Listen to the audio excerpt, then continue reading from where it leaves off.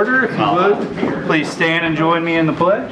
I pledge allegiance to the flag of the United States of America and to the republic for which it stands, one nation, under God, indivisible, with liberty and justice for all.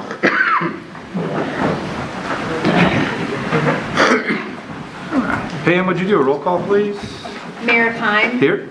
Alderwoman Dobbs. Here. Alderman Fahey. Here. Alderman Donovan. Here. Alderman Huey. Here. Alderman Eidman. Here. Alderman Steiger. Here. Alderman Prince. Here. Alderman Ross. Mayor, we have a quorum. Thank you very much. At this time, I will look for approval of tonight's agenda. Motion to approve. Slow down. Second. Okay, I have a motion and a second. All in favor? Aye. Any opposed? Okay, wonderful. So to kick off tonight's meeting, Alderman Fahey had approached me, I want to say last year, in discussion to kind of highlight either people or multiple people, entities, anybody that's going above and beyond to obviously improve and make our community what it is. And we are calling this the Mayoral Merit Award, and we're seeking to recognize people throughout the community for their achievements and their contributions. And this will be our first. And we could think of nobody better than Mr. Bill Naeger.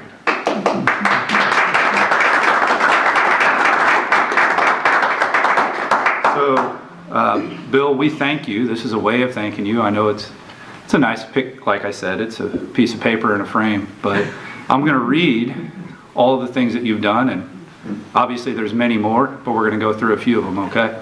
I'm going to skip some of the whereases. All right. This is an official proclamation of the office of mayor of the city of St. Genevieve. Whereas the city of St. Genevieve takes great pride in recognizing individuals whose dedication, service, and leadership strengthen the community and exemplify the highest ideals of civic responsibility. Local son Bill Naeger has spent much of his life chronicling St. Genevieve and giving back to his community, and Bill served as staff photographer and reporter for the St. Genevieve Herald in the early 1980s. I didn't know that. Very cool. Bill operated Bill's Photo Lab from 1990 to 2004 and the Merchant Street Gallery from 2009 to the present. Bill provides the historical photographs that are displayed in many businesses throughout St. Genevieve. Bill also photographed and videotaped the 1993 flood and produced the film, Saving St. Genevieve. Bill co-authored the 1999 book, A Leisurely Stroll Through History, which beautifully highlights St. Genevieve's history, architecture, festivals, local traditions, and people. Bill has promoted the humanities in St. Genevieve throughout his participation in plays, creating films, authoring books, photographing our town, and portraying famous characters such as Mark Twain, Henry Brackenridge, and Ferdinand Rozier.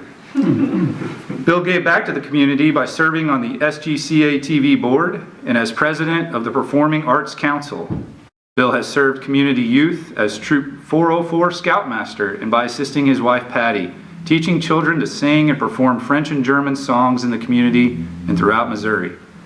Bill has served as the Master of Ceremonies for the opening of Jeur de Fête, King's Ball, and the French Heritage Festival.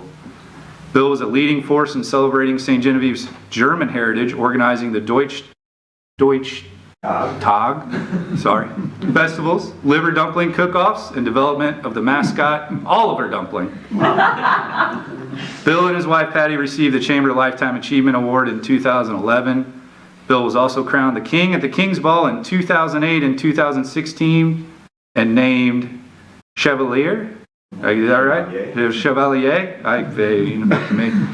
We're going German to French stuff. Chevalier of St. Genevieve in 1999. The Foundation for Restoration of St. Genevieve awarded Bill and Patty the Distinguished Service Award in 2009, stating that their dedication to the community and its history provides an outstanding example of giving back to your town. The editor of the Herald described Bill and Patty as natural ambassadors of goodwill for St. Genevieve and are two of our famous faces in the world at large. Mm-hmm. Now therefore be resolved by the Mayor and Board of Aldermen of the City of St. Genevieve, Missouri, is hereby confer upon Bill Naeger the Mayoral Merit Award in recognition of his outstanding service, dedication, and contributions to our community. And be it further resolved that his resolution become official record of the City of St. Genevieve and that a copy be presented to Bill Naeger as a symbol of the city's sincere appreciation and gratitude. Bill?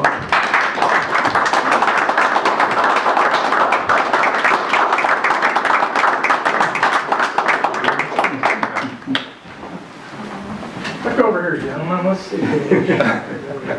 3, 2, 1. All right.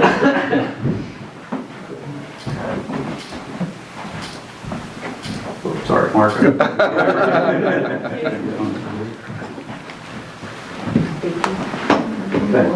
One more. Send them to you, and you can put them on. Absolutely, sure.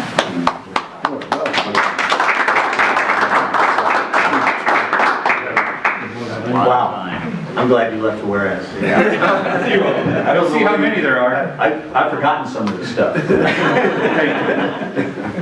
Thank you all. Thank you. Thanks, Bill. Thanks, Bill.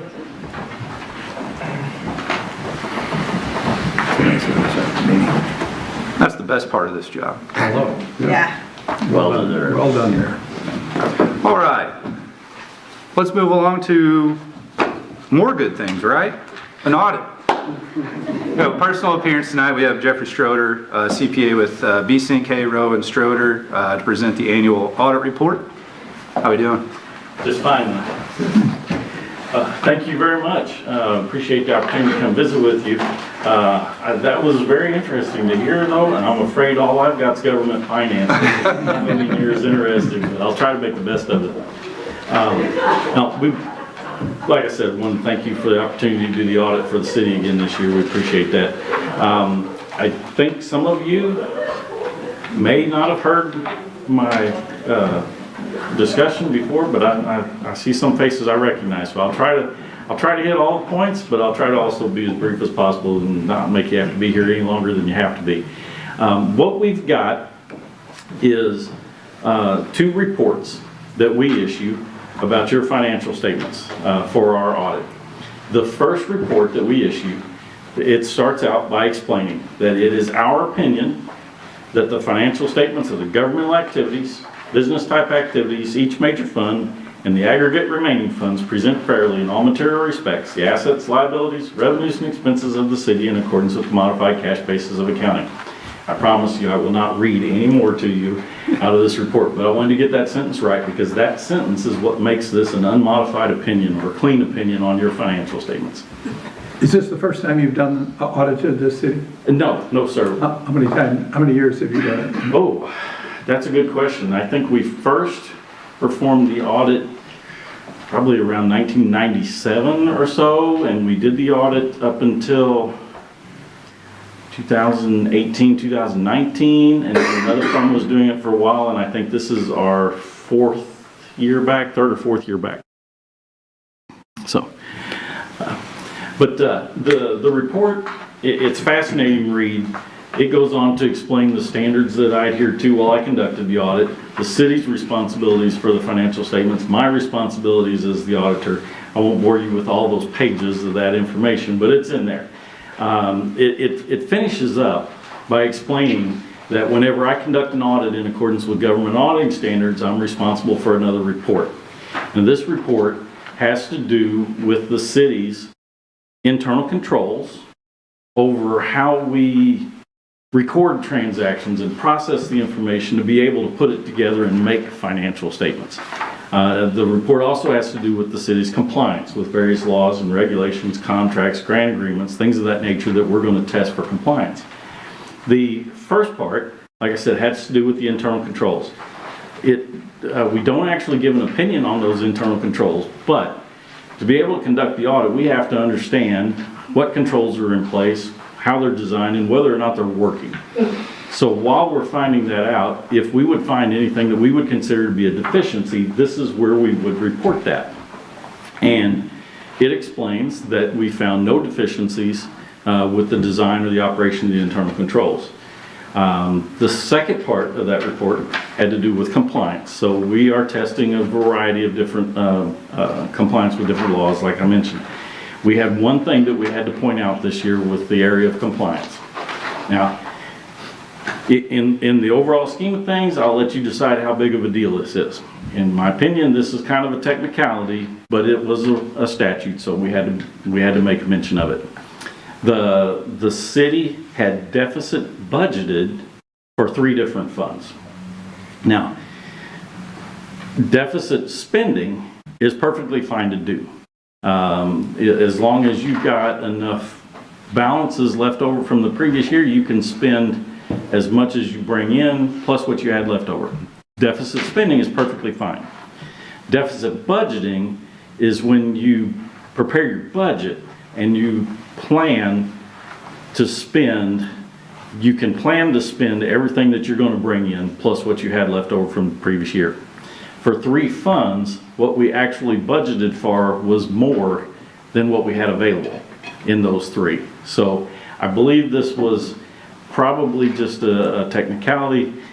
I think it was overlooked when we were making budget amendments at the end of the year. What I believe happened, what appears from our perspective, it looks like that we were amending the budget because we had additional money come in during the year that was available. We had projects we wanted to spend it on.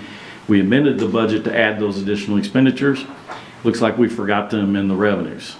So we had the original amount of money on hand at the beginning of the year. We had a smaller amount of money budgeted for revenues. It turns out we got more than that. We increased the expenditures. We spent what we had. We didn't go in the hole. We didn't bounce checks or anything like that. But that budget, if you look back at that, now it's a negative number for the end of the year, and that's a violation of one of the parts of the statute. So that's what I wanted to explain to you what happened. Like I said, it wasn't that money was missing or money was spent where it wasn't supposed to be or monies that weren't supposed to be spent were spent. It was nothing like that. It was more just the mathematical process of the budget amendments. So that was the only instance of noncompliance that we found with all of the tests that we performed. So the rest of the information is the actual financial statements themselves. You know, I normally don't spend a lot of time going back over the numbers.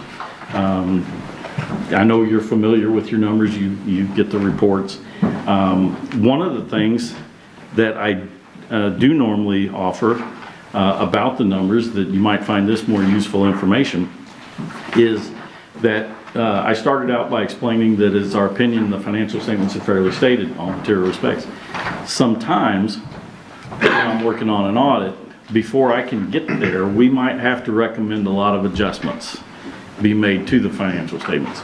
So what I wanted to offer you was that we did not recommend significant adjustments to the numbers.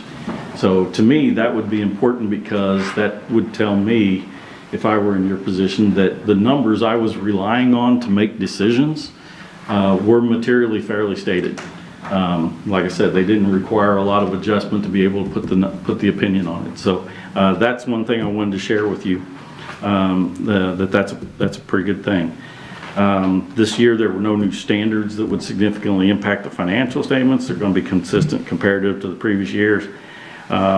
The actual financial condition, I generally don't make a lot of judgment calls on that. That's what you're elected for. But to let you know that the information that you do have is reliable and like we said, fairly stated. Probably the most significant activity that jumped out to us was obviously the activity in the capital projects funds. You issued bonds during the year. The money had come in. We were just kind of getting started at September on making the expenditure. So that's the one area where things look kind of different from the previous year. But otherwise, modest continued growth in the water and sewer funds. Nothing really jumped out at us to cause any concern. So I just wanted to pass that along with you as kind of a byproduct of the audit. So that tried to make kind of a quick version of what we've got in the report. You know, if anybody has any questions for me about what we did or how we went about doing what we were doing or what we found, I'd be more than happy to try to answer any questions. I just wanted to check on when you talk about controls that are in place with all that. You know, I live not far from Dixon, Illinois, and that it's a nightmare scenario that I encourage. What's the name of the movie? All the Queen's horses. All the Queen horses. Aldermen would be well worth looking at that on Netflix. So, That's required viewing at our office. yeah.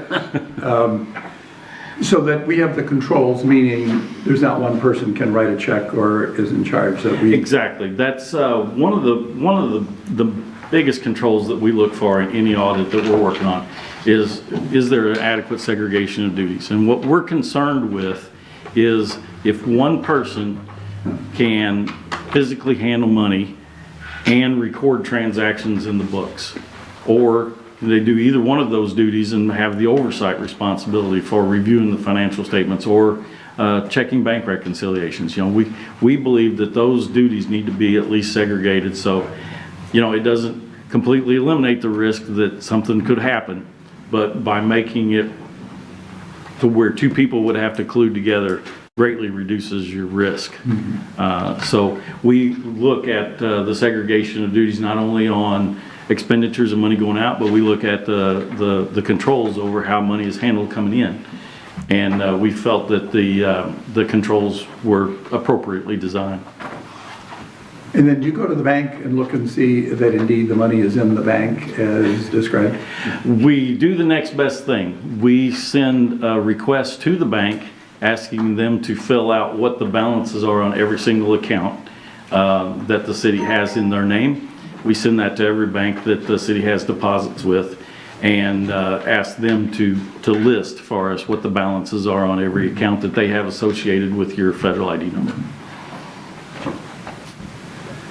I found the information that you had talked about the 3 funds and stuff, but right underneath that condition, the transportation, park and recreation on downtown TIF, but you also talk about the water fund. The actual expenditure exceeded the approved budget in the water fund by $42,000. So why is that different? There's 2 things that we're testing there. Whenever we're testing budgets, we're testing was there deficit budgeting, and we're also looking to see if there was excess spending. And I'm so glad you brought that up because I failed to get that in my notes, and I apologize for that. I should have mentioned that. Wasn't trying to hide it from you, I just overlooked it. For that fund, the actual expenditures were greater than what the budget had provided for. And I believe the reason for that was there was some adjustments made during the audit where some expenditures had been paid for in one fund, should have been paid for in the, or recognized in the water fund. So we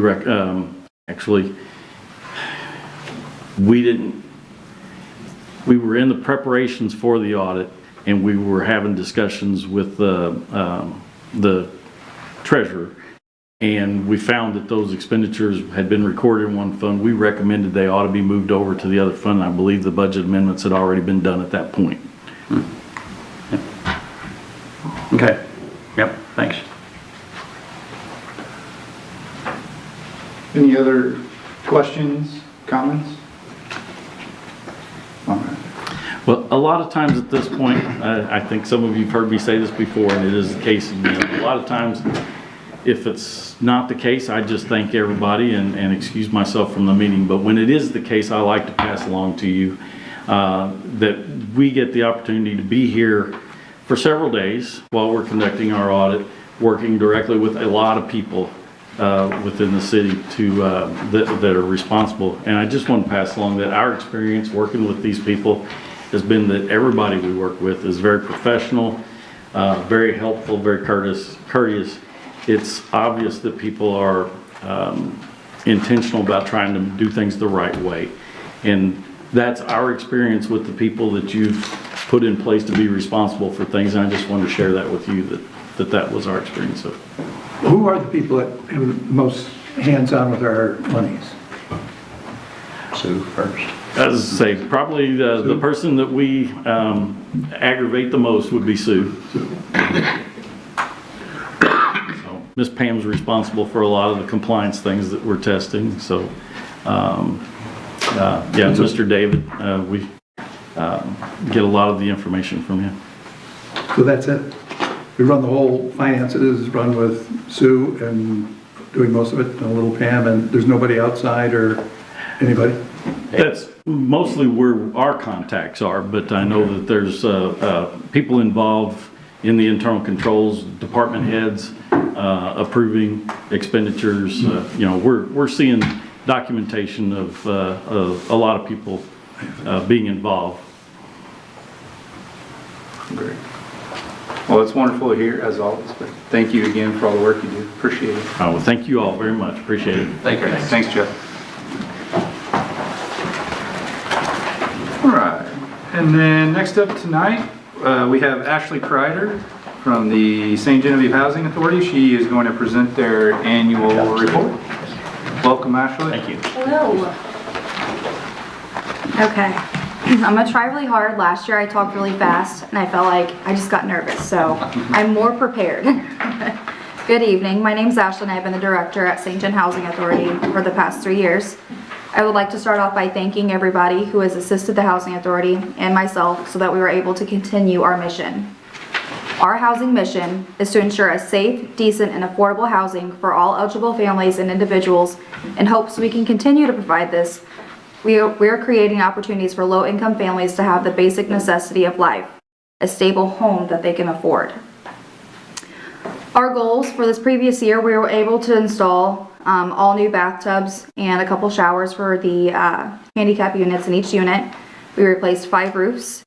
And then for the upcoming and future years, we will continue to replace roofs, and we are looking into expanding some parking options and hopefully finding a home for a basketball court, hopefully. Statistics. There is approximately 124 housing authorities in the state of Missouri. Don't quote me on that. I counted that list like 3 times and came up with different numbers. So approximately 124. Here in St. Gen, we have 30 units, 22 bedroom and 10 3-bedroom. Our units are filled. We currently house 85 total residents, with 44 of them being minors. So we have a lot of kiddos running around at all times. Income and rental statistics. At the end of December 2025, our flat rent study expired. For those that don't know what a flat rent study is we gather some data from surrounding areas like Perryville, Festus, anything that's butting up to us, and we compare how much they charge for rent versus like what's going for rent in St. Gen. And last year was a pretty big jump from what had said that what our flat rent should be. So we applied for it, it was approved, but it is expiring as of December 25.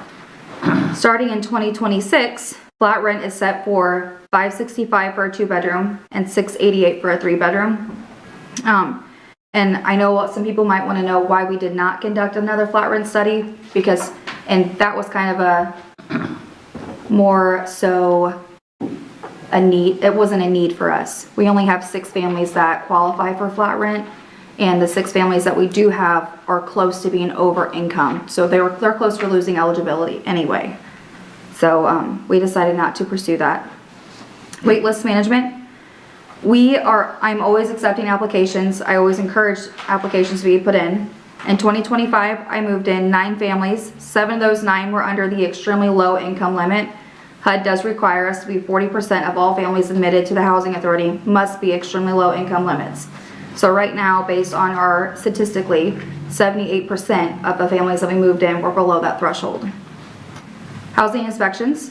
SGHA was inspected by Real Estate Assessment Center in 2022. We received a score of 81, and that classified us as a high performer. We were due for an inspection in 2025, which was completed in November of 2025 by it changed. It went from REACT to INSPIRE. So it was by National Standards for Physical Inspection of Real Estate.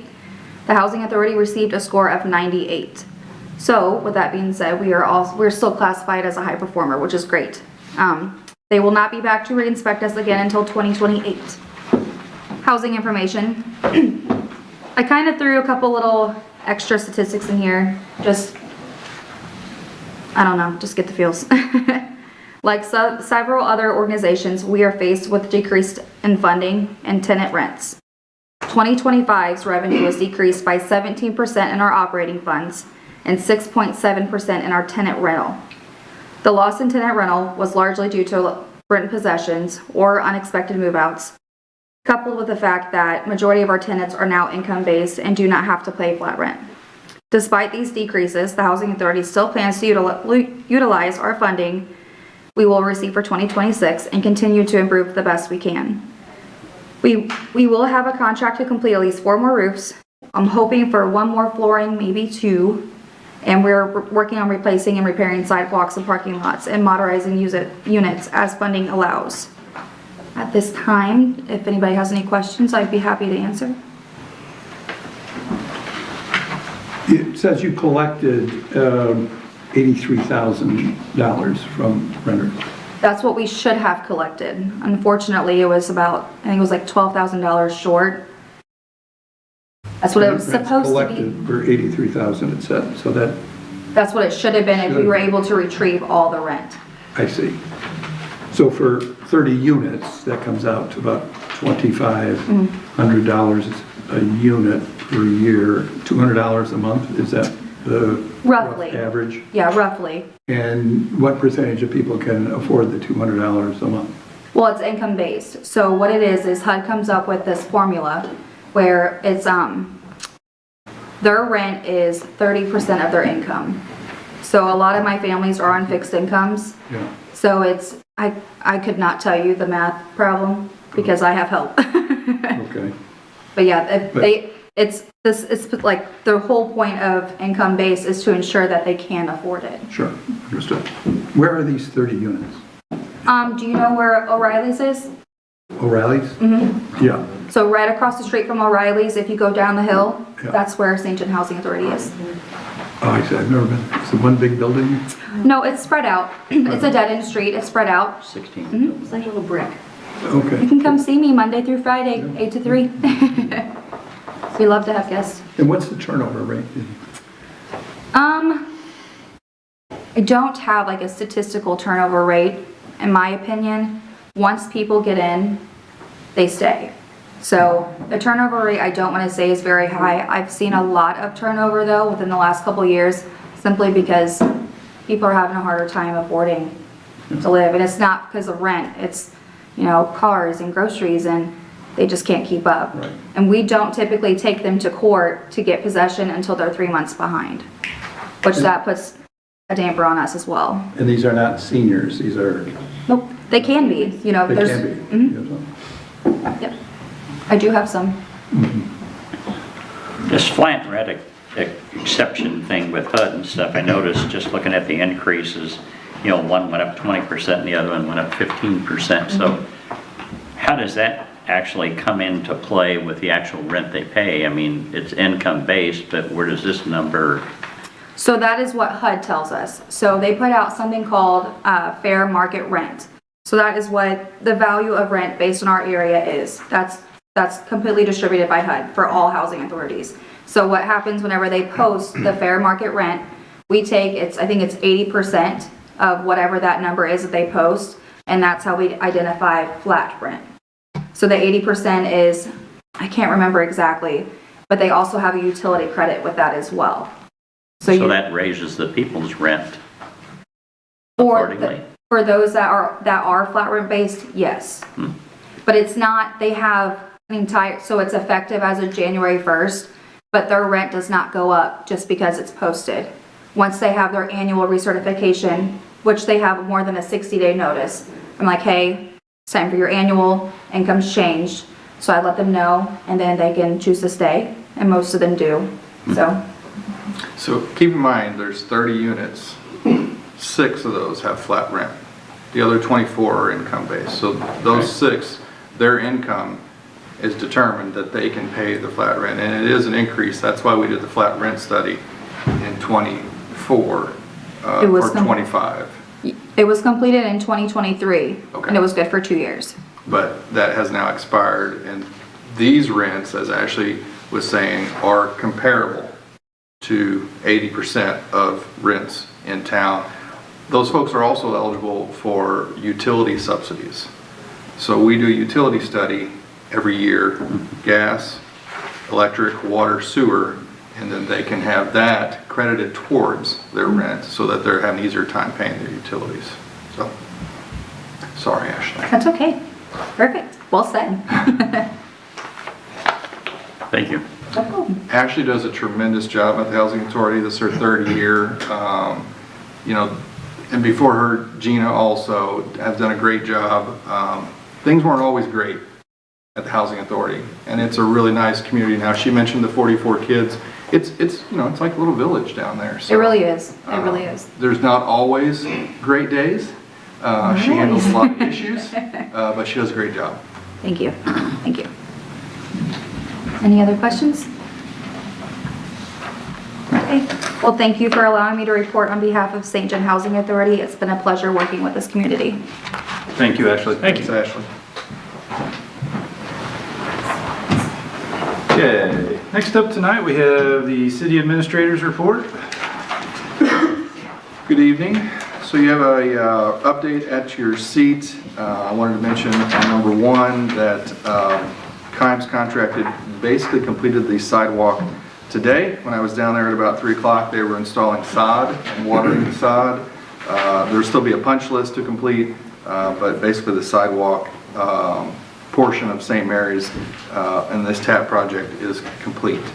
Down to number 4, I wanted to let you all know I'm planning to attend the Missouri Municipal League Legislative Conference on the 17th and 18th.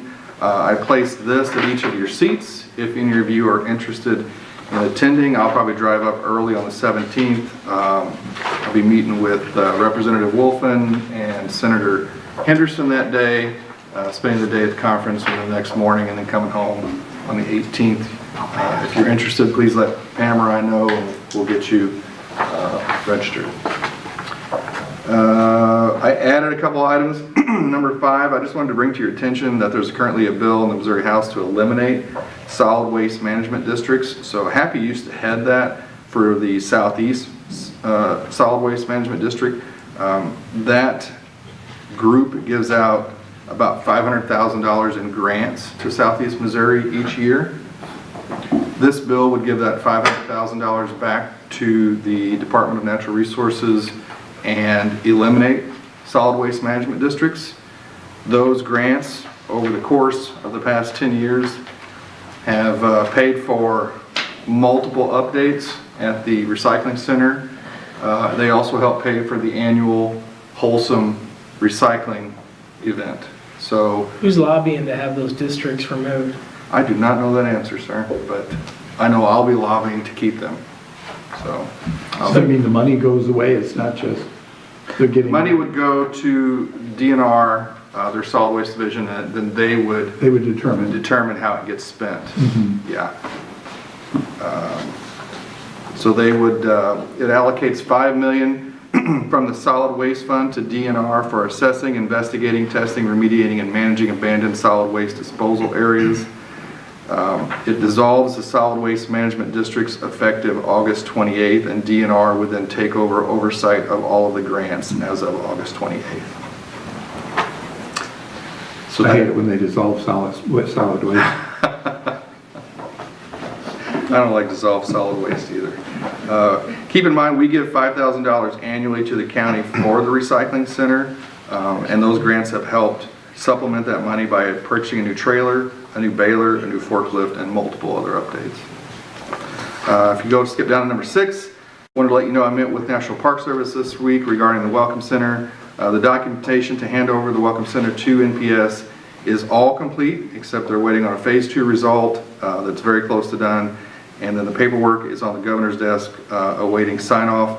If your question is, why does the governor of Missouri have to sign off on a transaction between the city and the federal government?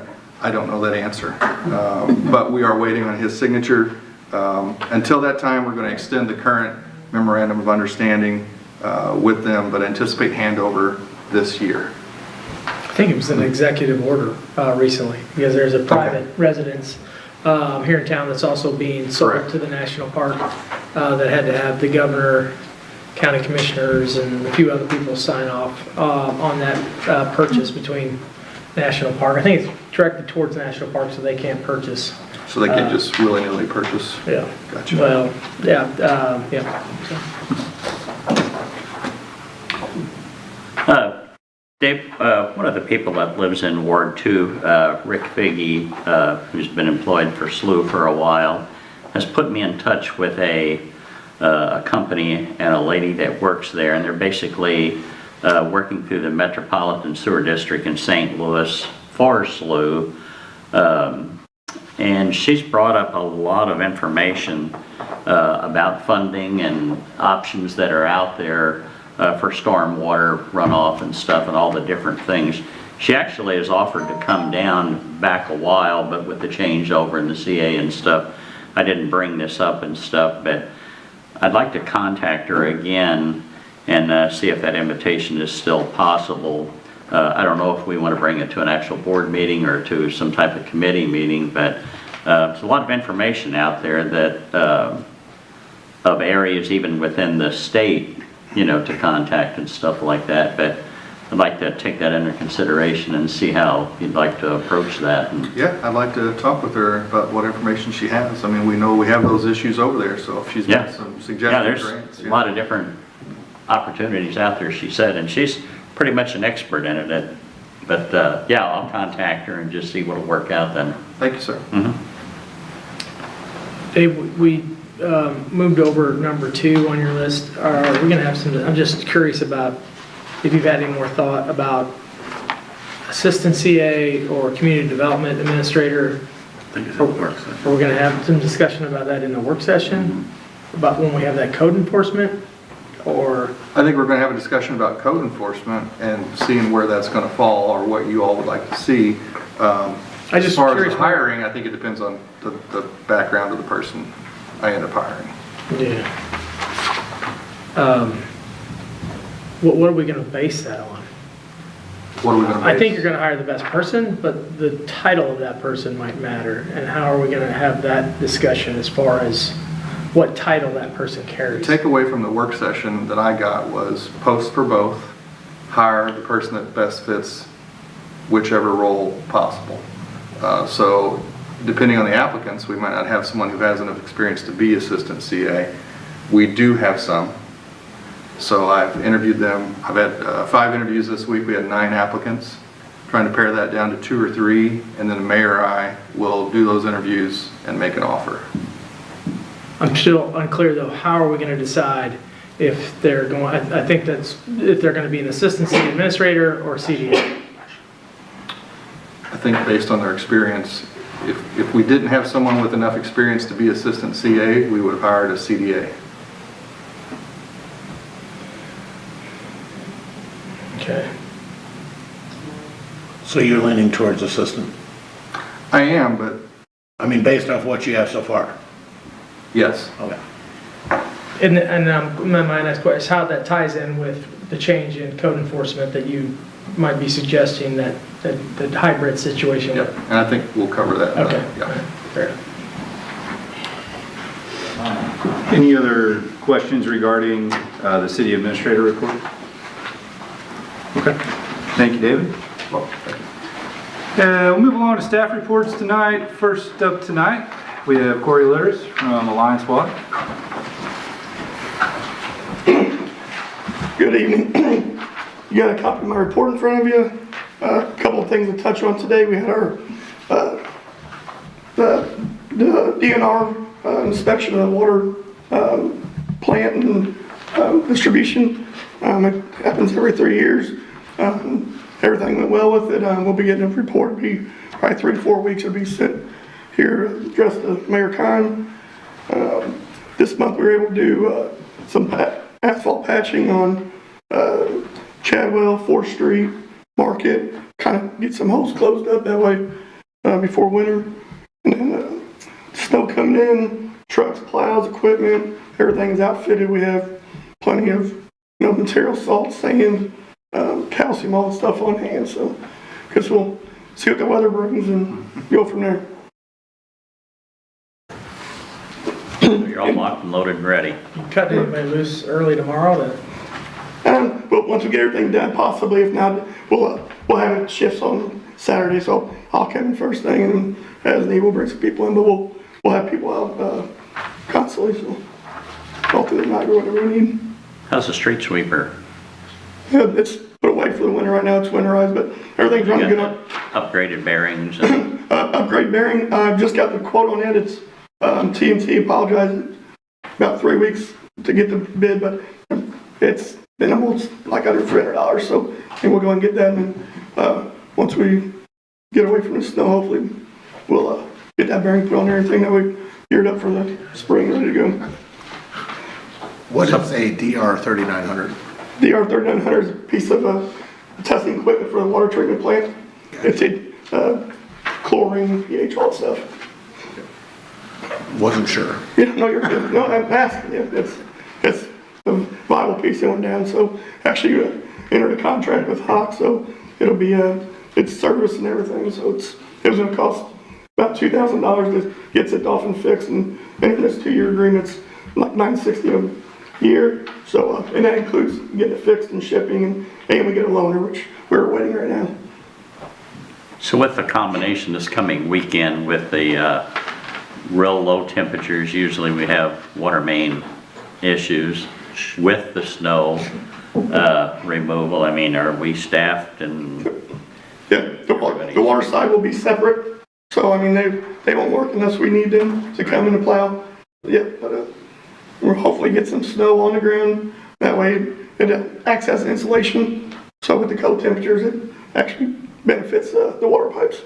Usually when it's that cold, it's usually pretty powdery and stuff, so hopefully that'll help. Yeah, and we'll treat as necessary.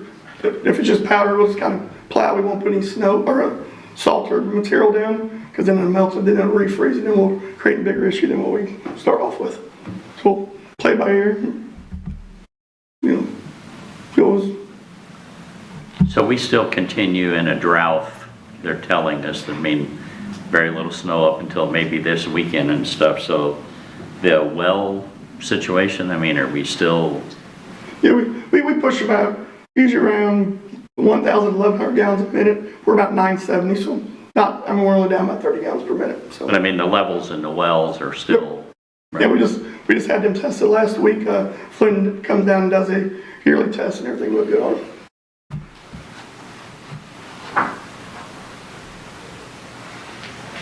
Any other questions for Corey? I just got one more. Has Aaron Smith gotten with you as far as any signage for out on the building? Those big white windows? No, sir. All right, okay. Okay. All right. Thank you, Corey. And next up tonight, we will have Chief Alec.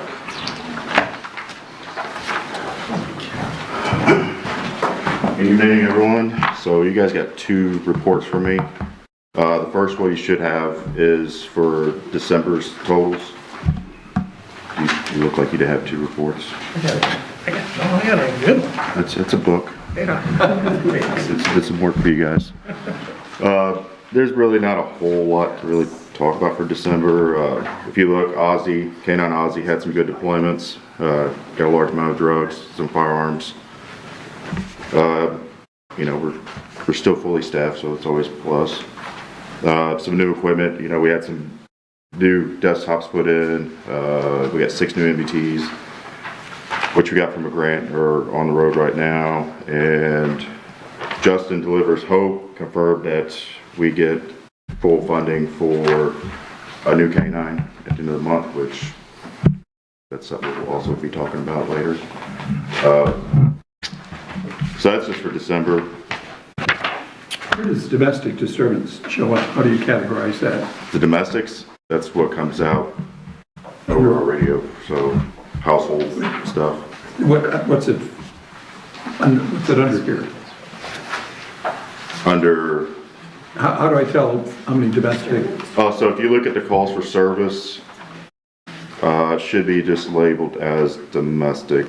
I don't see it. Hold on, let me see how they have it. Disturbance? Some of it will fall under disturbance. That could be at a bar. This is just one that dispatch gave me, so.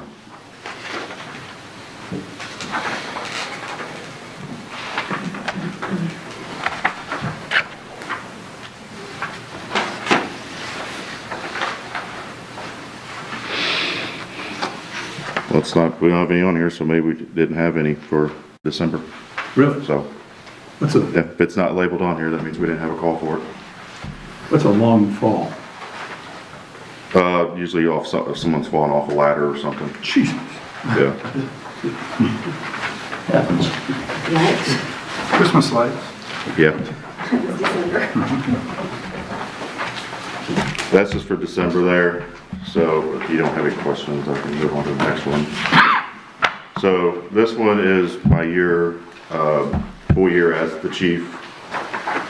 So I gave you guys some 2024 stats prior to me coming. I took over December 9th of 24.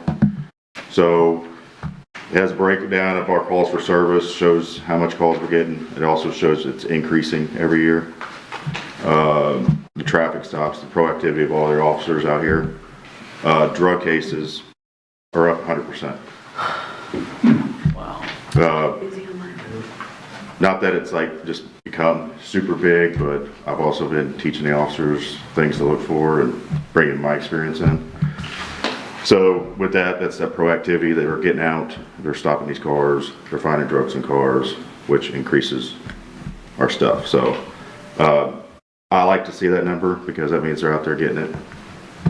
To me, if it's low, either someone's not doing their job or we just conveniently don't have drugs here. So that number probably should never be low, in my opinion. They should be out there finding it all the time. You got K9 Aussies, stats from 24 to 25. They're super high, but at the same time, Officer Isgriggs didn't hit the road with K9 Aussie until close to the end of the year. So his numbers are a little bit lower for 24. But in 25, the dog had 29 arrests. I mean, that's pretty good. He had 76 deployments, 25 drug cases, and he did 1 track. So those are very good numbers for the dog. And this dog is only on 1 squad. So with this other dog we're trying to get, it's going to be on another squad. So that means that's 2 squads that are going to have a dog, and hopefully both are producing the same numbers. So this is, like you said, this is just 1 dog on 1 squad. Half the PD's not even getting used to this dog. So those are really good numbers for him. A little breakdown of kind of some of the stuff he got. You know, for 2025, he had 171.48 grams of methamphetamine, 1.5 grams of fentanyl, and 29 grams of cocaine. That's what he found on the roads. So dog is very useful around here. So he's trained separately in all of those? Yes. So the canines are trained to identify all these drugs. Well, they don't know they know it's a drug. That's when they give you an alert. They're not certified marijuana. So it's all. So marijuana, it got dropped as a reward for him. So they don't smell out marijuana. You know. It's all your meth, fentanyl, heroin, everything like that. So when he alerts on a car, it's for this. Marijuana is now, I mean, it's legal, so you can't use it anymore. Retire our last dog because he was trained to sniff that out. I believe the last dog was Mario, that was certified in marijuana. So the dog was very busy last year. And it's just a few other things. I wrote down a good list of grants that we've applied for and we've received. You can see we've got quite a bit of stuff. Got MBTs, window tint meters.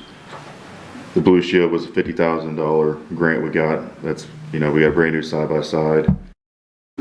Taking the burden off a lot of the city's funds, trying to get stuff ahead of time.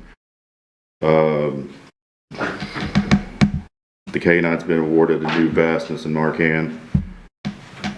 And actually, when I finished this, we actually got approved for another grant, so it was all for some more radios.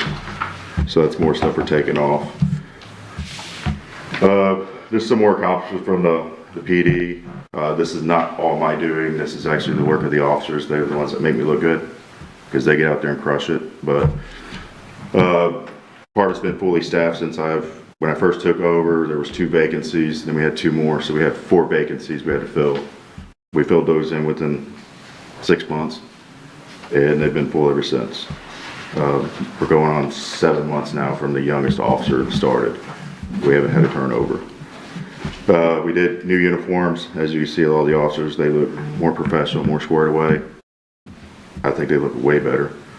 We have a detective, Yep. so what's the qualifications for a detective? Years of experience and experience as a detective. And the one we have right now has been an officer for 20 plus years who has been a detective in St. Francis County. Since he's taken over, we've closed out several cases very quickly. He works very, very hard. Interesting. Yeah, he's helped recover 3 stolen vehicles, which actually some of the officers help with that. He works multiple sex cases, thefts. He's helped. One of the old buildings had a bunch of copper taken out of it. He solved that case within probably about 2 weeks. Really? And got charges and everything. Oh. So yeah, it's a crucial role to fill. And you don't want just anybody in there. You want to make sure the stuff's getting done. A lot of people like it because it's an administrative job. It's Monday through Friday. But he works Saturdays even. So, you know, he'll go to Kentucky and do interviews on somebody that stole a vehicle or money or whatever. Very good. Uniform upgrades. We have an actual FTO program. Right now we got 3 officers in this that run this FTO program. It's a 12-week program. So any new hire we get, they have to complete this program. This ensures that they know their job, they know the streets, they know what the city expects, they know the ordinances, they meet the judges, the prosecutors, they go to the school, tour the school. It's a structure thing. And if they can't pass it and they don't do good, we don't keep them moving. We'll place them. And that's what we've done. And it's worked out great.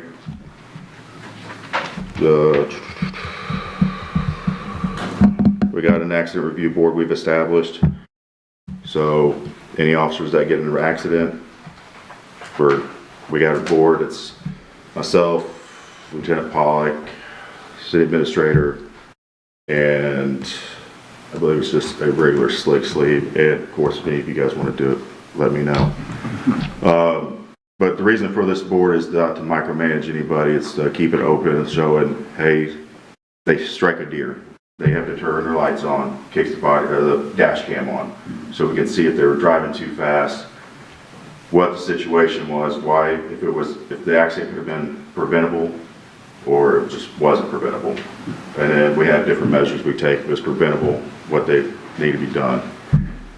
And since we've actually incorporated that, we haven't had any issues yet, so it's been pretty nice. Some of you can probably tell that our social media, we've been updating quite a bit, to let the public know what we got going on, and actually it's helped us locate people. Our last incident we have on there, you guys probably seen. We get good feedback on that, and also you have some of the basement warriors. Is that Facebook or what? It's what, St. Gen PD? Yeah, St. Genevieve Police Department. Do you write those posts? No. I was gonna say, there's some good humor in some of those posts here. No, there's 2 people that are kind of run it, Lieutenant Pollock and Corporal Bradford. Yeah, they're Run it. pretty funny So every you can now kind and of guess where one of them is doing it. Yeah. But we try to keep that up to date as much as possible, kind of let everybody know things, what's going on. And we get a lot of good feedback from it. We implemented an Officer of the Year program. December was our first one we issued out, kind of give the officers a little recognition for some of the stuff they do. I'm very fortunate. I got a great group of officers. It's hard to pick one. So, all our patrol cars are outfitted with pepper ball, so we got a non-lethal option. We did away with shotguns. Now we have pepper ball. So, and morale's at an all-time high. So the officers help each other out. They fix their schedules to help one another out, and they come in and work happy. So as long as we keep that moving, I'm quite content. And that's really about all I've got. I notice it's not a real big thing. We've only had like 4 trespassing, but I noticed Missouri passed a law this year I thought was kind of interesting, that you can actually trespass across somebody's property line now 10 feet and not be illegal. And I actually talked to one of the legislators about it and stuff, and said, why in the world are we concentrating on something like that? Well, one of the legislators had an instance on his property and brought it up, and then it got passed. But yeah, you can cross, whether there's a fence, you can cross that by 10 feet, you know, now, and not be breaking the law. And I thought, what a waste of. I think some of that's just what's going on with it. Yeah. I think if someone jumps your fence, I think there's a little bit more of an issue than just trespassing, so. Yeah, but yeah, 10 feet's the. Yeah. A lot of our trespassing actually comes from maybe a shoplifter from the grocery store or something, and they've been in trouble for it, and they're not allowed back on the property, and they show up again to steal. So that's usually what most of our trespassing is. 10 feet. Any other questions, comments for Chief? Thank you, sir. Keep up the good work. At this time, we will open up the floor to public comment. Do we get a 911 center report? I think it's in there. It's in there. No, I mean from the 911 center, yeah, Alan. Well, What is it? Ellen Wells. Yeah, Wells. Do we get a report? He used to come every couple of years. I don't think so. He used to come every couple of years? We've had him here several times. I don't know how often it was. Maybe we'll find out. I can reach out to him and find out if he can produce a report or show up. Yeah. We spent a lot of money. Okay, it does not appear that we will have any public comment tonight, so we will move along to tonight's consent agenda.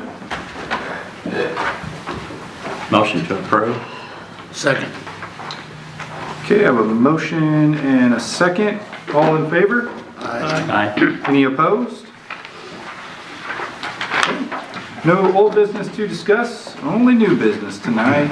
We'll start with Resolution 2026-11. This is a resolution reappointing Don Schmelsley to the St. Genevieve Parks and Recreation Board. Move to approve. Second.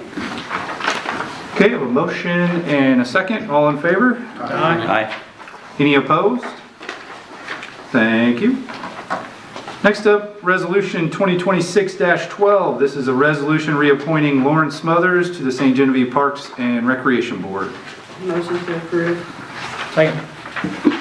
Okay, I have a motion and a second. All in favor? Aye. Any opposed? Thank you very much. We have Resolution 2026-13. This is a resolution reappointing Gary Roth to the St. Genevieve Parks and Recreation Board. Motion to approve. Second. Okay, I have a motion and a second. All in favor? Aye. Aye. Any opposed? Okay, thank you very much. Then we have scheduled for 2 readings tonight, Bill number 4704. This is an ordinance authorizing the mayor to enter into a revised cooperative agreement with St. Genevieve County for the collection of city taxes. Move to approve. Second. Okay, I have a motion and a second. All in favor? Aye. Any opposed? Motion for a second reading? Okay. Second. Okay, I have a motion and a second for a second reading of bill number... Discussion. What? Yes. What's the hurry on this one? They have been asking for us to pass this since Happy left, but they wanted to wait until there was an official CA, so now they're ready for it.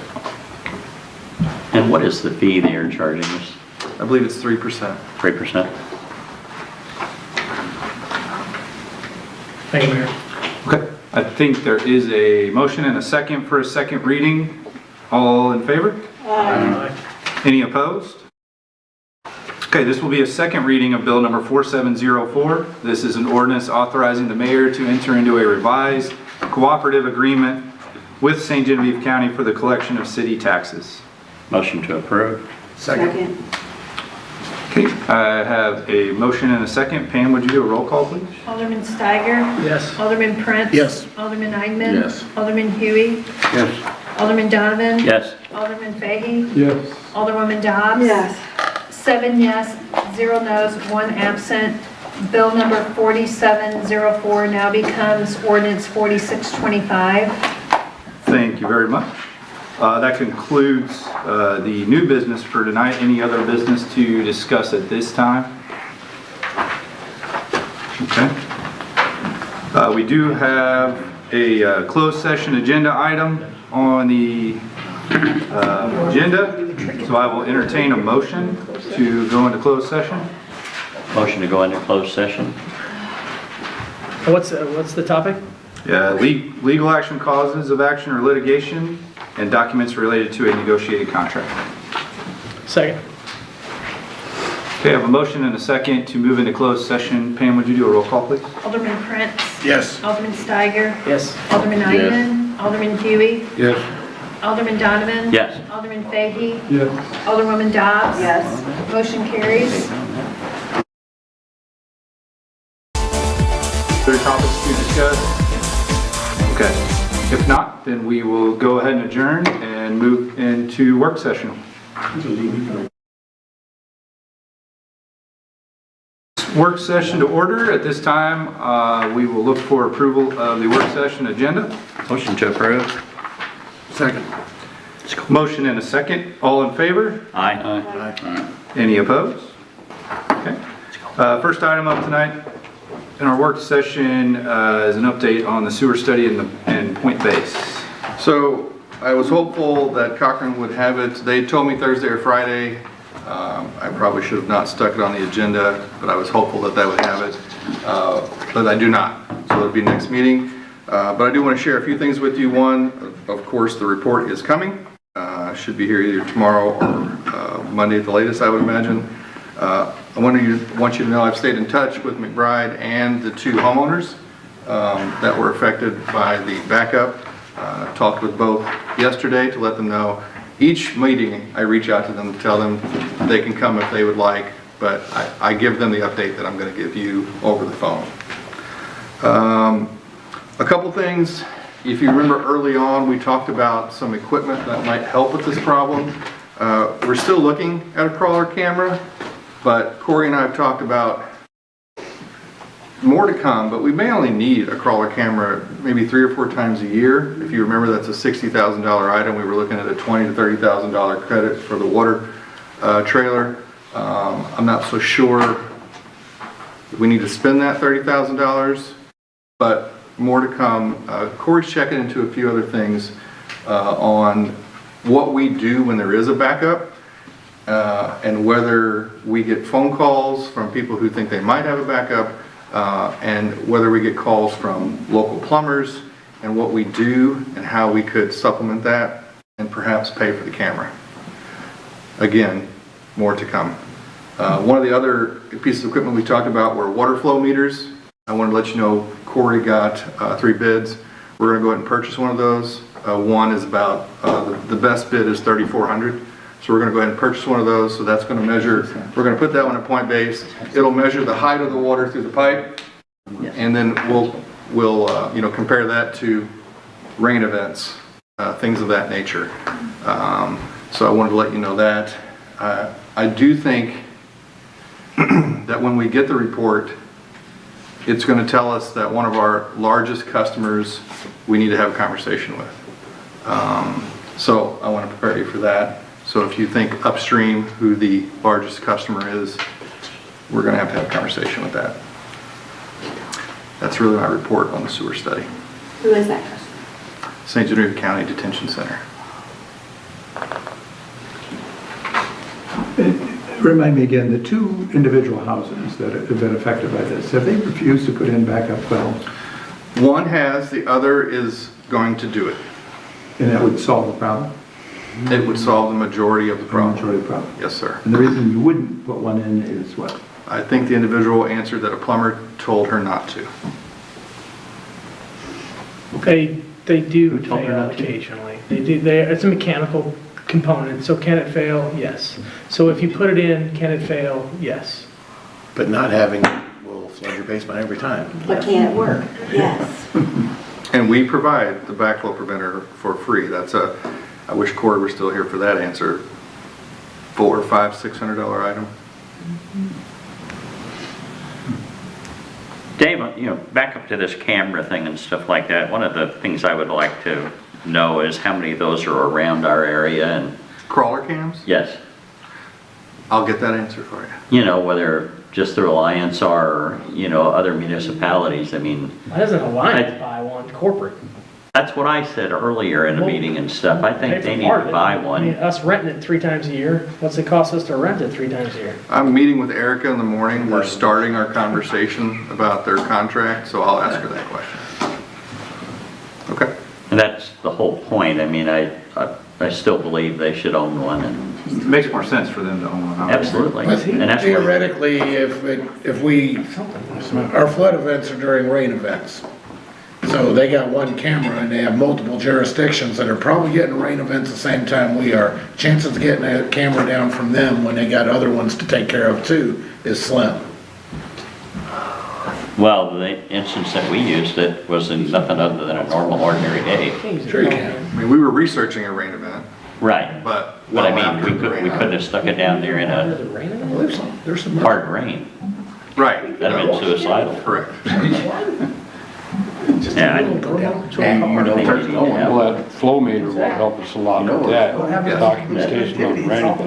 3.7% increase we gave them. Sinkhole. Yeah. Okay, Keep in mind, they gave us back $17,000. I know, wasn't 3.7% though. floating. No, but it probably half to. Sale. Was it that much? I'll let you know. All right. Yeah. all right. Okay, so we'll look for that report next month's meeting. Any other questions on that topic for now? Okay. Moving along to work session item number 2. This is in regards to the code enforcement duties, maybe a solution. So you have a staff report from myself and from Chief. We've talked about this since I think it's come up in previous meetings, but we obviously talked about it when you all were talking about hiring a new city administrator. Chief has given some really good points of how they could perhaps do this role better. I think there needs to be a transition because some of the ordinances that are violated and which ones we use when we go out on a visit to a property and how we communicate that is different than they're going to do it. And we've had some of those conversations already, but my point here also is, and we talked about this a couple meetings ago, if we hand over code enforcement, then that would not be building code, okay, that's nuisance code and other type violations, to PD, that would loosen up the assistant CA or CDA to do perhaps more economic development focused job duties. And I think the 3 candidates that I'm going to do second interviews with would all have those capabilities. So questions for Chief? Do you want to, well, my first question, why do you want to take this on? Well, so, I mean, we like to stay busy anyways. It's kind of helping out with everybody else. But, so when we get a lot of this stuff, and Dave can attest to this, is, when he's dealing with stuff, he's kind of got it on his end. And we don't really know what's going on until it's time to enforce action on it. So when we can handle it, we keep everything in our system. So I could pull up an address and say, hey, we've given them warnings this time, this time, and this time. It's time to give a ticket or whatever else we need to do. It just keeps everything organized, and when it comes down to have to do something, we can do it. We have everything in play.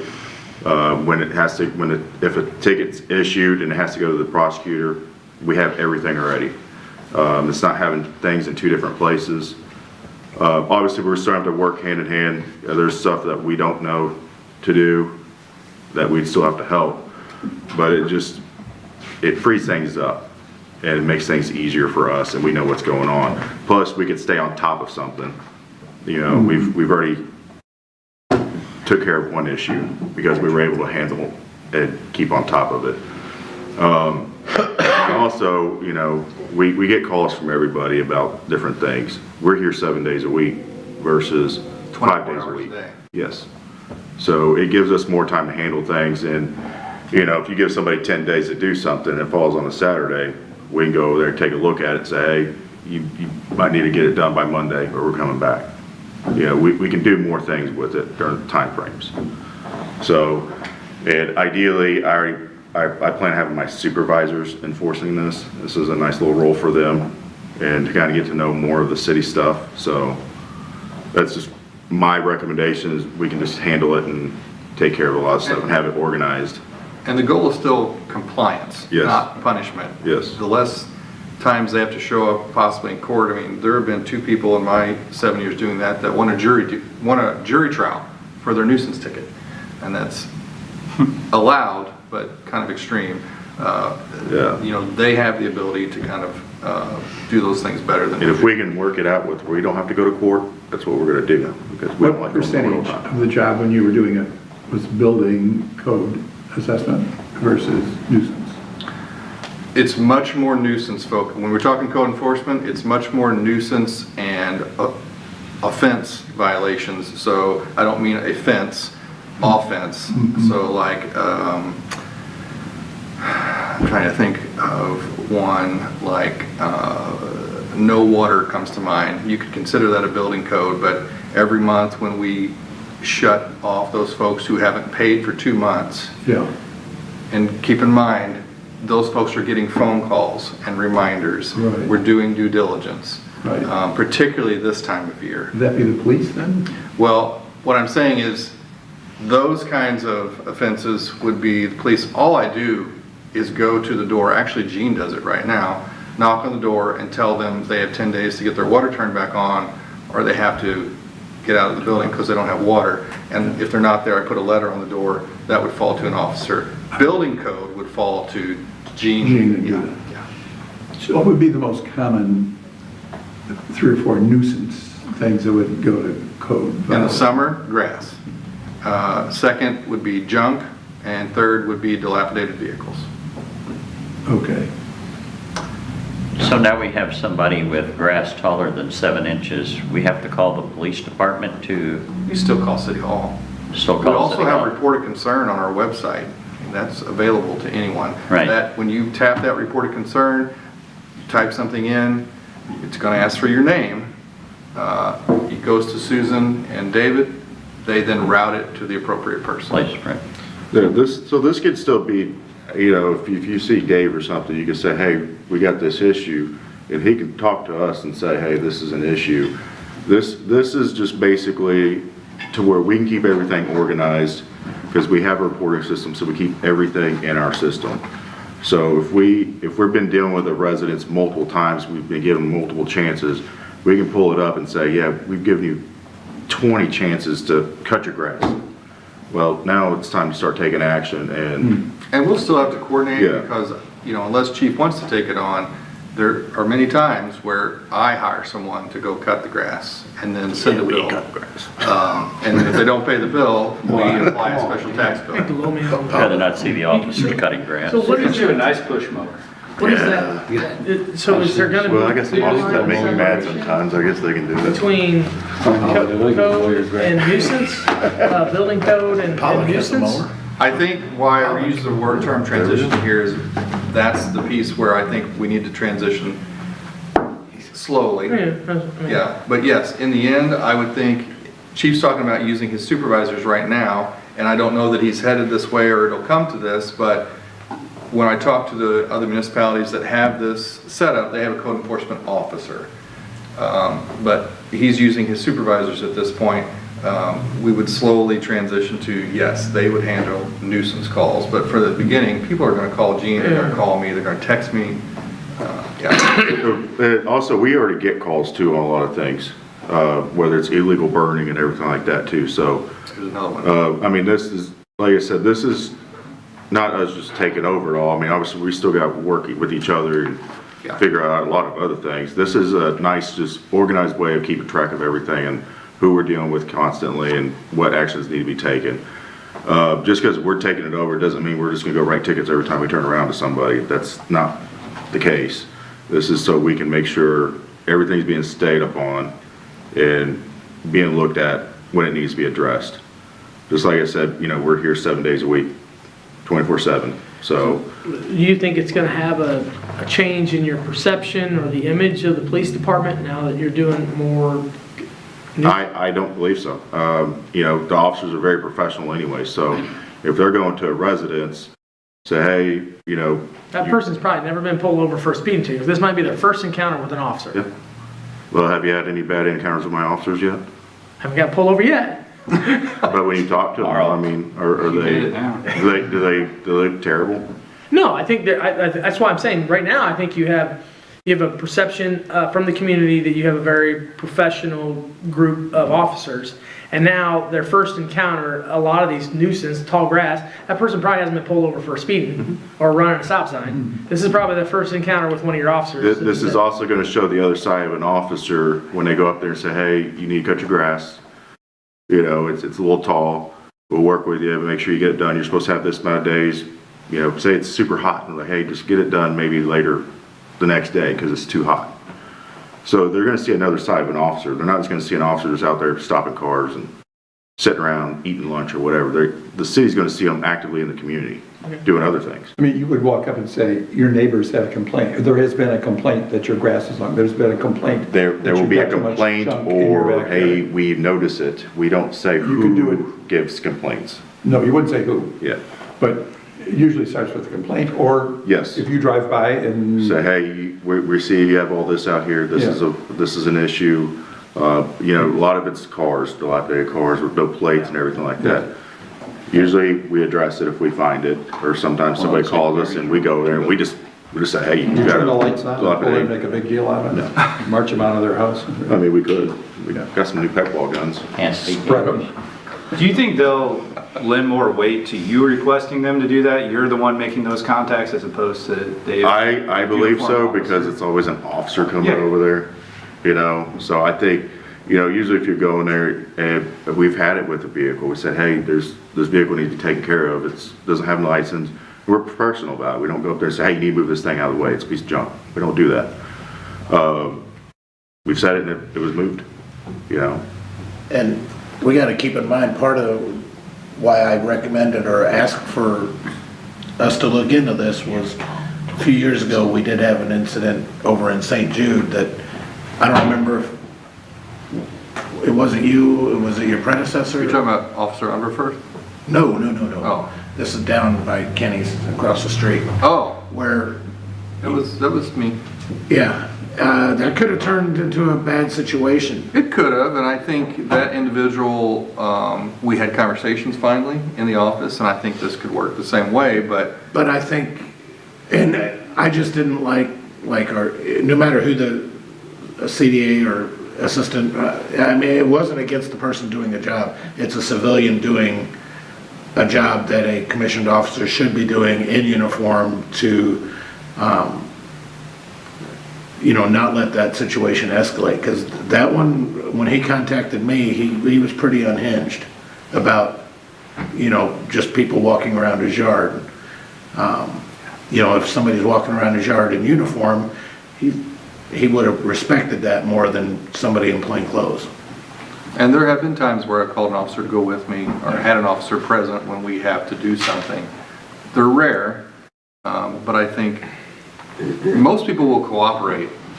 But the instances that you're talking about, they would hold a little more sway walking up to the door. Took care of the problem down in Ward 2, though. Which one? Trash can. Yes. You're welcome. Yep, thank you.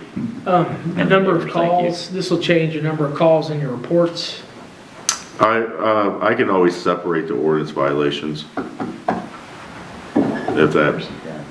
If you guys want to see that. I think we should track it just to see. Because it will already, if you look at them, so when my officers go out somewhere, they let dispatch know they're out for you know, whatever address, ordinance violation, and it registers as an ordinance violation. Whether we're just there giving them a warning, or whether we're there to write tickets or whatever we do, they still go out for an ordinance violation, and it's always documented in there. So usually if you look at my reports, you can probably look at previous ones, it'll say ordinance violations in there, and it'll say how many times we were out for them. So we've always got track of it.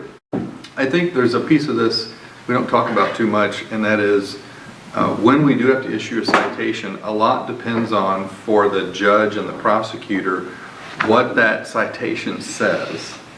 And Chief has been working with his officers, because the more information that arrives on the judges, in front of the judge, the better he or she is to make a decision, and they will get even better at that.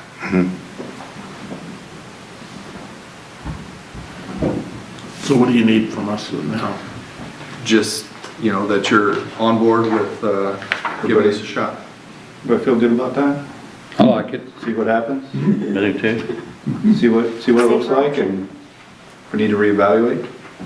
Absolutely. Yeah, I think keeping track of that volume, I think will be good. I think just to know. Okay. Cool. Thank you guys for putting that together. And then how would you describe the new position? that- So, yeah, I did want to address what Alderman Steiger brought up, and that is, I would probably still keep code enforcement in the job description, but say work with PD. But PD would pick up the majority of the duties. Building code enforcement would still stay there. And then we would add some economic development duties. We've talked about this either through the assistant CA or the tourism position. And I think Aaron is doing some of this. And I was picking up small pieces of it. We could formalize that and add it to the job description of the assistant CA. I'm sorry, the CDA. And of course, the assistant CA, if you looked at that job description, is basically just the CDA job description plus helping the CA with budgeting and projects. Does that kind of answer your question? Yes, I think it does. I'm trying to think the pros and cons between their title as a CDA or assistant CA.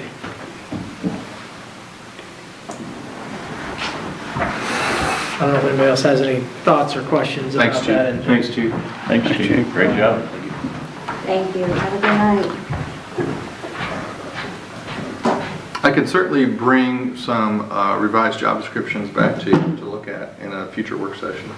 I mean, I think it's going to be dependent on the person too. I mean, I think we're definitely hiring for a CDA. Unless they qualify as an assistant CA. Yes. So how do we get to that point? What's the threshold that we say, hey, this person's not a CDA, this person is an assistant CA? Because we now have that job description and that in our salary schedule, and we've kind of changed it. So now we have those two positions, so how are we going to decide how, I mean, I don't want to, I'm trying to protect our budget, but I'm also trying to get some things accomplished for the city, Right. including that business development, economic development. So, I mean, that you've hit some of my hot buttons there. So, I mean, you're speaking my language, but I also don't want to hire somebody that we don't need. So keep in mind the CDA, the assistant CDA are the same job grade, same pay range. So whoever we bring in will be based on experience where they're placed in that range. And my answer to that is if the applicants had a lot of municipal experience, they're going to cost a little bit more. And some didn't have as much municipal experience, but had experience with project management or nonprofit kind of experience. So they're still dealing with planning and zoning, but kind of from a participant instead of an administrator role. I think if we bring on the folks with more municipal experience, and it's significant, that should be an assistant CA. And even if I brought them on as a CDA, they still would move up the pay scale because of the level of experience. Now we're gonna have two big salaries. Good? Okay. Sounds good. So Alderman Steiger? I'm just trying to process it. It's nothing we have to do tonight, so. All right. Last item on our work session agenda is loss prevention policy. Myrma wants us to do something. They do, so you also have a staff report from me. You got this document digitally, but I only printed 2 hard copies because I didn't feel like all 8 of you would want to read through this 60-page document. But I wanted to bring it to you to see if you had any questions before I bring it up for adoption at a meeting, because it is a 60-page document, but within it, we do a lot of what's in there. So, safety committee, we meet with the department heads every month. That will also duplicate as a safety committee. You just heard Chief talk about accident review committee. There's an accident review committee in there. You talk about a safety coordinator. We'll have a safety coordinator. It will require us to probably use a few more of Myrma's forms. It probably will require us to make some small purchases like a bloodborne pathogen kit for cleanup, things like that. I'm talking maybe under $500 worth of items. Dave, who are the people this applies to? Is it just people in this building? Really, it is. Besides the 2 that we have working at the Welcome Center, Yeah. it's us. And in this building? Correct. So you're just trying Police to department, avoid Yeah, police department. slips and falls and That's a piece of it. Yeah. It's also driving correctly and climbing a ladder correctly and assessing accidents when they happen. workplace violence? Whacking a fellow employee? is Taking a allowed hammer still? and hitting, no, I'm just kidding. So Myrma's rate is based on I won't call it an audit, an inspection. So our rate with Myrma is determined by several things. One of them is an inspection where they come and they make sure that we're doing the appropriate things that we need to do. Adopting this is helpful on that inspection. We already do 75% of what's in there. So we're going to do a few more things, and then hopefully our rate will go down with Myrma. I will tell you there's Do we one have an thing. insurance policy for a work-related injury? Is that what it is? This would be just general liability. We have workers' comp also, though. Not workman's comp, but just general liability for slip and fall by an employee. Correct. Yeah. Yes. There are General liability. weekly playground equipment inspections in here, so that one I may get a little pushback, but I've actually talked to Corey and he's fine with it. City. And it's actually a good, Run over a bush. during the summer, not during the winter. Dave, Yes, sir. you're talking about the playground equipment inspections. Would that mean that the people that come in here and put bounce houses and the like up, that those would be inspected at your anchored securely? No. And They should have separate policies. They should have their own event insurance policy, a topic you and I have talked about. okay. Yeah, I was just wondering about as far as the safety point, if there's, you know what I mean, even though they have insurance, is their equipment up to safety standard to be here? It's not something we would inspect. We wouldn't inspect that. No, sir, because we're not insuring that. Okay. So what I'm looking for is, are you okay with this? Do you have questions? If Myrma approves it, I mean. This is Myrma's document. Right, it's gotta be pretty, But Did Mark have any problems with it, or did he see it? He did. So, this is insurance lingo. Okay, I'm fine with it. everybody good with that? Yeah. Right, any other business to bring forth this time? Free snacks, Sewer rates? free snacks. Okay, I didn't hear what you said. Sewer rates. we want to bring them back. Can I bring that? Carl Brown, Oh, no. get great rates. oh, is that who that is? Huh? No. I'm a no on I that. think we're calculating sewer rates right now, aren't we? Isn't it January, February? February, February. yes. No, Isn't that nice? Or is January, March? January, February, Yes. March, and In March. April they'll might be I reevaluated. adjust a lot of schedules thinking about that. Yes, I bet you Trying can to lower rate. Again. Yeah, right. conserve on water. All right, if there is no other business to conduct, we will go ahead and adjourn. Thank you all very much.